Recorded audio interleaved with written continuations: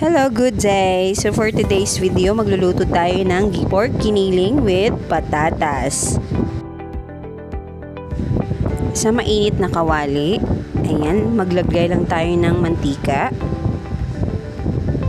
At magdagdag tayo ng bawang at sibuyas.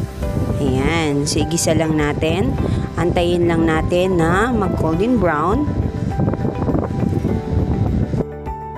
Ayan, pag ganito na ang mukha ng sibuyas at bawang, i-add na natin yung pork giniling at i-mix lang natin.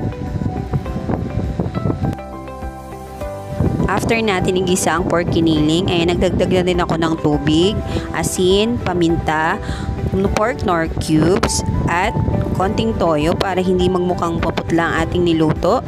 Ayan, madali lang din po palambutin ang ating giniling. Then, ilang minutes lang, nilagyan ko na din ng patatas. Ayan.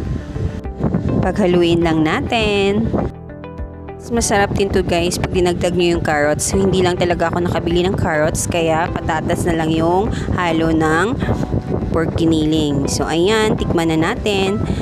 Choice mo yan kung ang luto mo ay may sabaw o walang sabaw. Kainan na!